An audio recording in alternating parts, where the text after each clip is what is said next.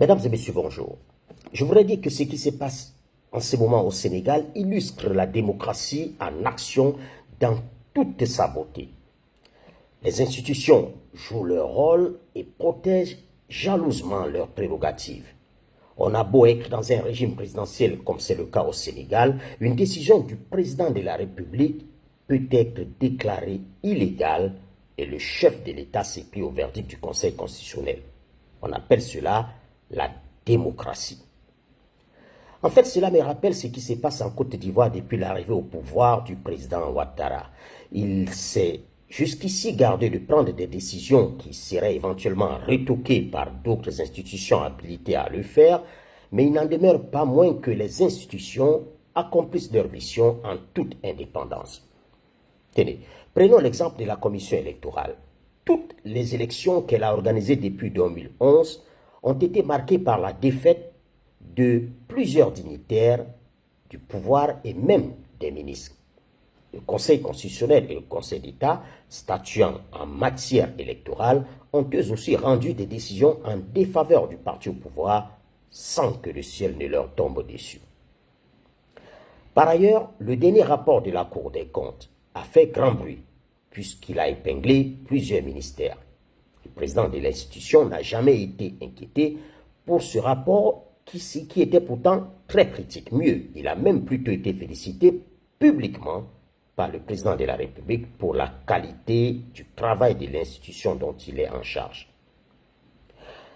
Je ne dirais pas que le Sénégal et la Côte d'Ivoire sont désormais des paradis démocratiques, mais les faits confirment que nous sommes ici, comme dans d'autres pays du continent, dans des États qui sont sur la bonne voie et qui ont fait des avancées indéniables en matière de démocratie et de respect des droits de l'homme.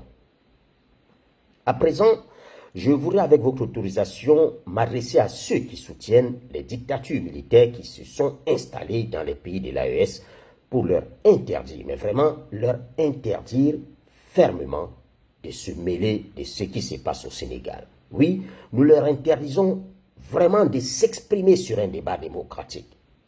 Je fais allusion à ce célèbre journaliste camerounais qui s'est récemment installé au Togo.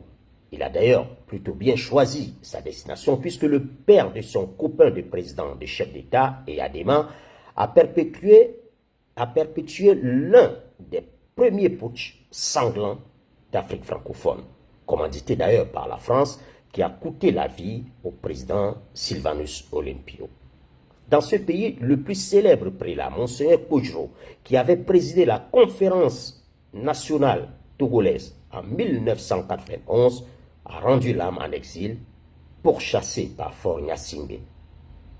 Je voudrais donc bannir ces journalistes ainsi que ses compatriotes pro-putsch et le Togolais, le franco-béninois, toxicomane franco-béninois du débat démocratique. Ils sont nombreux. Je n'ai fait que citer quelques-uns parmi eux. Ceux-là, ils ont choisi de militer activement pour la régression de notre continent en le ramenant à l'époque sombre des dictatures barbares des Eyadema, Mobutu, Massias Dema, Idi Amin Dada et autres Bokassa. C'est leur choix. Alors qu'ils nous laissent poursuivre notre marche vers plus de liberté, vers le respect de la personne humaine, ainsi que vers le développement économique de notre continent. Je reviendrai, oui, je reviendrai sur cette bande d'opportunistes sans vergogne, Inch'Allah. À très très bientôt.